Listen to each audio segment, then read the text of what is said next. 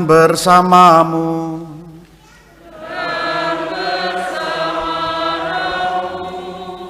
Inilah Injil suci menurut Lukas.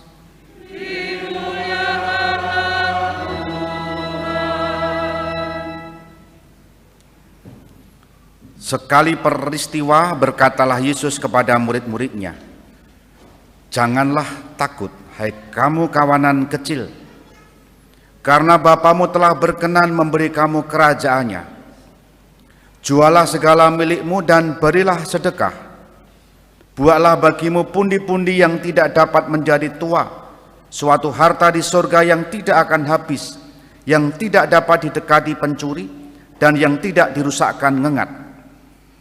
Karena di mana hartamu berada, di situ juga hatimu berada. Hendaklah pinggangmu tetap berikat dan pelitamu tetap menyala.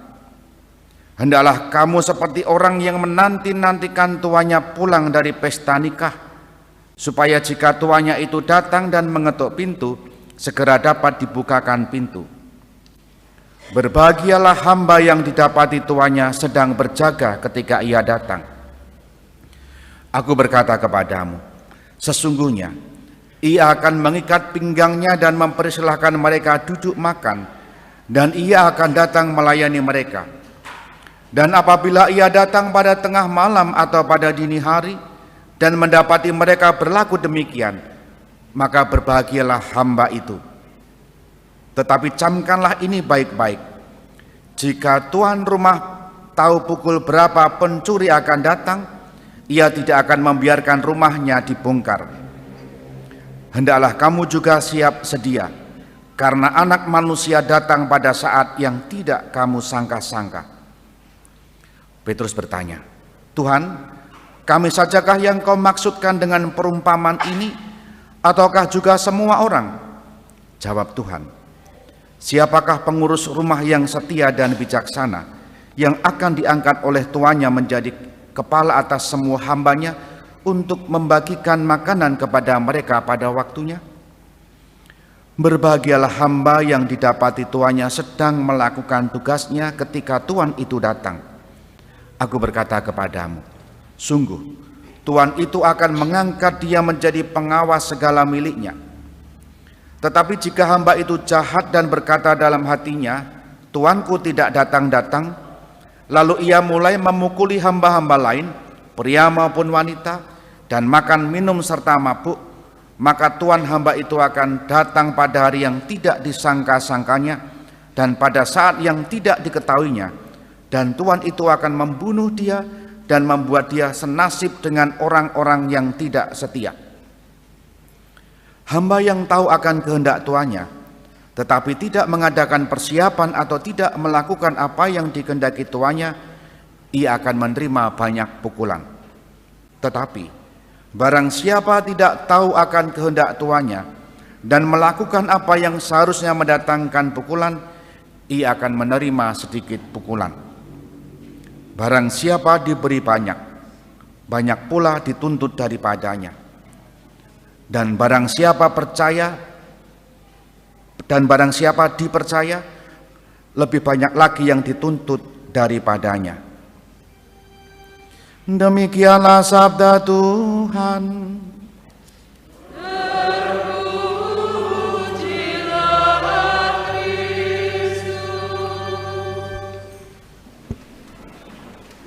Saudari-saudara yang dikasihi Tuhan, baik yang di gereja ini maupun yang di rumah masing-masing, selamat pagi berkah dalam. Semoga semua sehat, semoga semua rezekinya lancar, semoga cicilannya segera lunas. Amin. Mantap. Beberapa hari yang lalu saya periksa di rumah sakit, bukan di sebelah sini ya. Janjian dengan dokter, antrinya mulai antri itu jam 3 ya. Saya dapat antrian ke-7.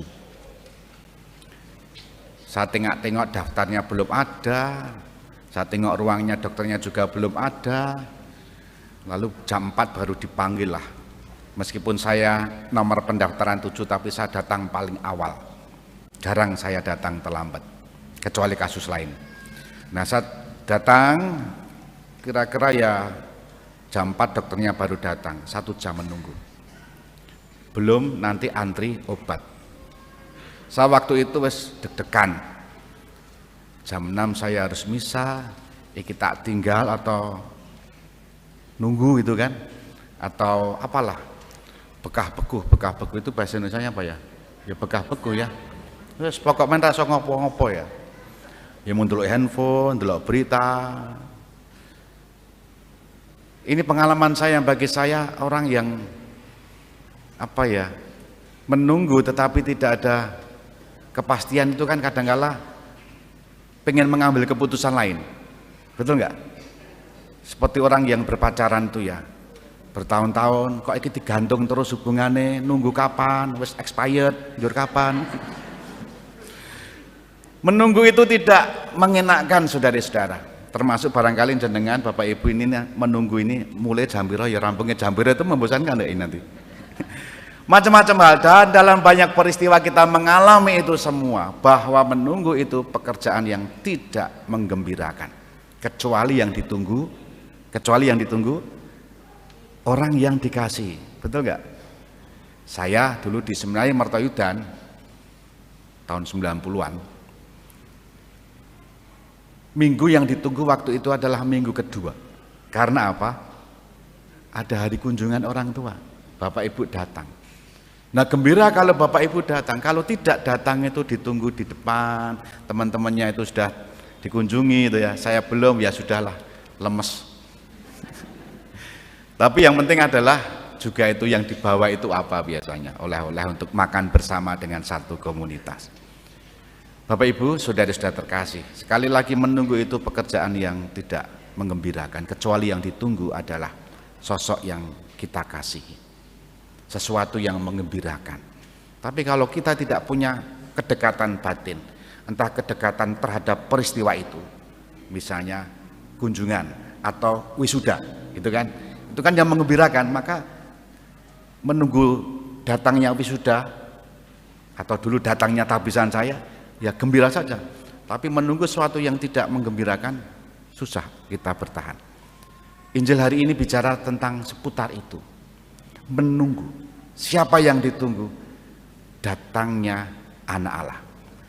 Kapan? Nah ini soalnya. Injil tidak menyebut besok Senin tanggal 8 misalnya, atau besok tanggal 1 Januari 2025. Tidak. Injil tidak menyebut kapan anak manusia datang. Injil hanya meminta, seperti yang tercatat dan kita dengar tadi, siap siaga. Dan Yesus tadi mengatakan seperti ini, berbahagialah hamba yang didapati tuannya sedang berjaga ketika ia datang. 1. Berbahagialah hamba yang didapati tuannya sedang berjaga ketika ia datang. 2. Berbahagialah hamba yang didapati tuannya sedang melakukan tugasnya ketika Tuhan itu datang.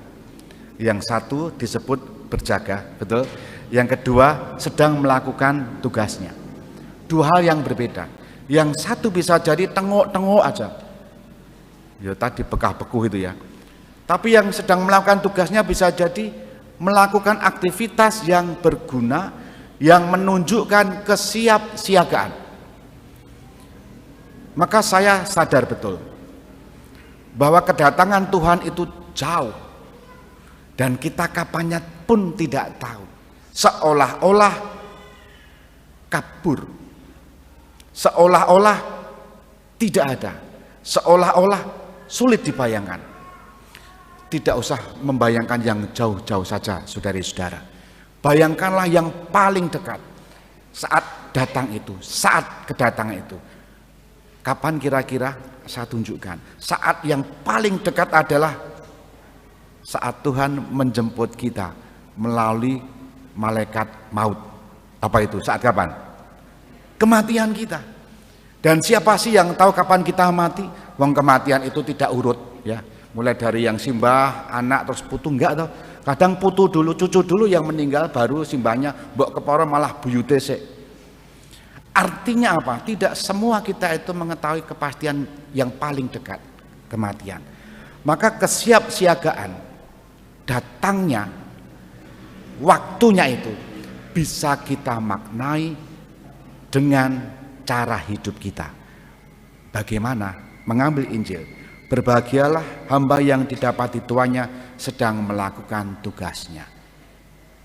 Kalau kita renungkan, kita masing-masing katakanlah sebagai hamba. Kita masukkan diri kita dalam Injil itu sebagai hamba. Hamba yang seperti apa? Yang sedang menjalankan tugasnya. Apa tugasnya? Saya sebagai imam. Tugas-tugas pelayanan saya bagaimana? Anda sebagai bapak, sebagai ibu, sebagai mahasiswa. Apakah dalam menunggu, ya, terdekat apa tadi yang terdekat? Kematian, ya. Melakukan hal-hal yang sia-sia. Injil tadi mencatat mabuk-mabukan, apa tadi? Makan dan minum serta mabuk dan memukuli hamba-hamba lain. Itu tindakan-tindakan yang tidak berguna dan tidak bermanfaat. Seperti halnya hidup kita kalau disia-siakan, melakukan hal-hal yang anfaidah, tidak bermanfaat. Sepertinya hidup kita kosong. Kita diingatkan dalam bacaan hari ini, meski masa depan kita juga belum jelas kapan maksud datangnya, mari kita belajar kepada Abraham. Abraham itu dipanggil oleh Allah. Ham atau ab ya, terserah lah ya, brah. Kowe kamu pergilah dari sini, kamu akan kuberikan tanah yang lebih baik. Tanah yang lebih baik atau bahasa kitab suci tanah terjanji. Bagi Abraham tidak masuk. Neng Google Maps jurung ngono waktu semono ya, bagaimana ya. Tapi Abraham disebut dalam bacaan tadi karena ketaatan iman Abraham ini, karena iman maka Abraham taat menjalannya. Meskipun masa depannya tidak jelas. Hal yang sama bisa kita ambil pegangan itu. Masa depan kita juga tidak jelas. Paling dekat saja kematian, paling sangat dekat mungkin adalah masa tua Anda, masa pensiun Anda, masa sakit Anda, masa kehilangan Anda. Seolah-olah mau memasuki masa-masa seperti itu kan ketakutan, kekhawatiran. Belajar dari Abraham, membiarkan Allah menguasai, sekaligus Allah yang menyelenggarakan hidup kita. Itu juga bagian dari kesiagaan kita jika suatu saat kita juga didatangi oleh Tuhan itu sendiri. Moga-moga bacaan ini memberikan inspirasi bagi hidup kita seminggu ke depan. Kita hening sejenak.